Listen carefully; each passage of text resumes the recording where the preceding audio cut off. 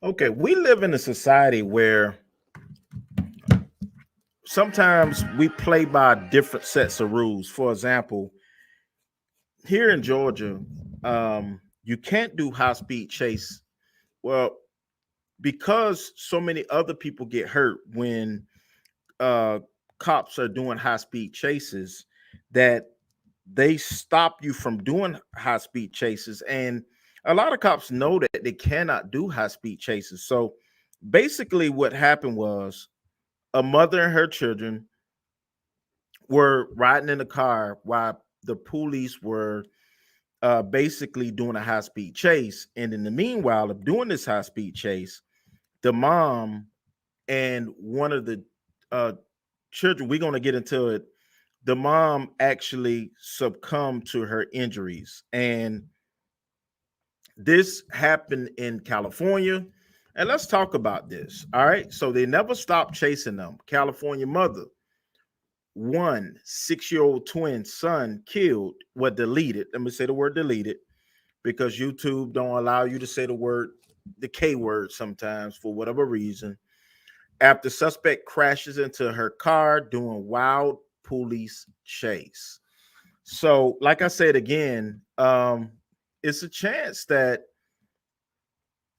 um and I'm not talking about from a monetary value, but it is a chance where the cops can be on the hook for this because, like I said, a lot of cities have a no chase policy, and clearly they did not abide by this policy in harming this woman and her family. So let's keep going. A woman has died. One of her 6 year old twin boys also suffered fatal injuries, and his twin brother was injured after a suspect fleeing the police crash into her vehicle in Contra Costa, California, on March 23rd. This is tragic, right? This father is left holding the bag of this whole circumstances because of what happened. I'm not going to try to say her first name, actually. I'm just going to call her Miss Dowell. So 31-year-old Miss Dowell was in her car when her twin sons last Thursday, with her twin sons last Thursday, when a man, police later identified as 20-year-old Ralph Ellsworth White III, crashed into her vehicle at Parker Avenue and 4th Street, just outside the Northern California city of Hercules. White allegedly was driving a stolen Mazda SUV. And I hope that he gets life in prison for this. Sometimes we have to pay for the circumstances. I hope he never see the light of day. I hope they put him under a jail cell because people do this stealing for whatever reason is just stupid. Leave people stuff alone. It's circumstances. It's a real life circumstance. I'm tired of hearing people say, "Oh, I was young when I did this." But I was young too, and I didn't have to get out there and harm individuals or steal individuals' items, and then place a label of youth under my misfortunes. I just think that sometimes we need to get rid of that whole notion of that. So Dow was deleted in the crash upon impact, and her twin boys, Jamani and Jamari Humble, were seriously injured and taken to the Children's Hospital in Oakland, according to ABC 7 News. One of the twins was in critical condition and had no brain activity before the family took him off life support on March the 27th. His brother is suffering from a broken leg as well as other injuries. It doesn't say whether the young boys were in seatbelts. At this point, this is the after effect, and a lot we don't know about. There is a GoFundMe set up on the Humble family, and a GoFundMe has been set up for the incident victims of a horrific crash that took place during a police pursuit in Rodeo. One of the twin boys remains in critical condition. The boy's 31-year-old mom was deleted on impact. Let's click here. I do plan on adding the link to the GoFundMe. Right now, they have raised 25,000 out of the $50,000 goal. Remember that this probably will go towards the funeral as well as going towards expenses for the hospital bills of the young twin that's still in the hospital. So keep that in mind set. So let's talk about what actually happened. The crash happened in unincorporated Rodeo, California, on Parker Avenue in front of the home of Louis Porter, who was one of the first people on the scene. Porter described hearing one of the twins screaming. I heard a little boy yelling in the car. Said Porter to local station KGO TV. So I just ran straight to the car. I tried to hold the little boy, and two people didn't look too good in the car. I'm praying for him. I know the mom didn't make it.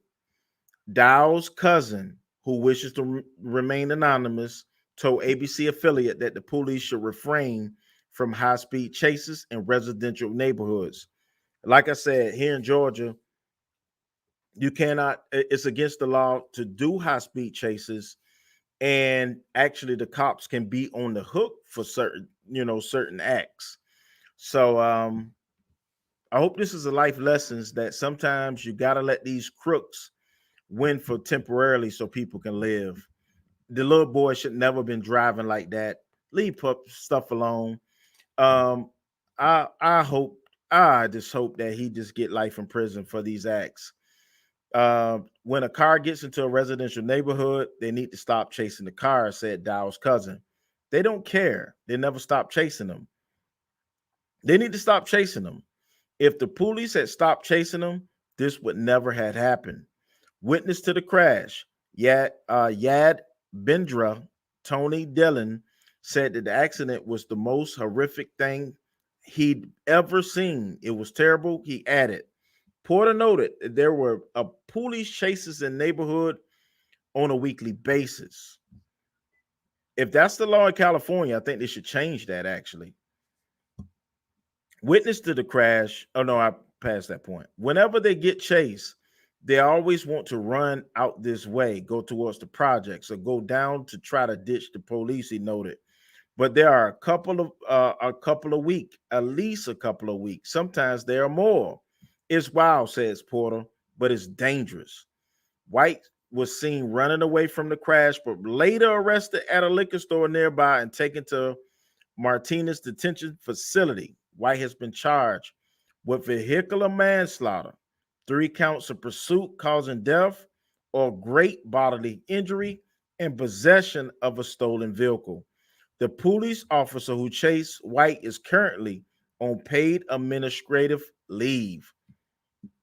Hercules police chief Joseph Vasquez said that the police officer spotted the Mazda SUV at around 727 as it exited I-80 on the Willow Avenue exit. Vasquez said the SUV was headed eastbound towards Hercules, and he accelerated after the police officer pulled up close to the 2021 Mazda SUV.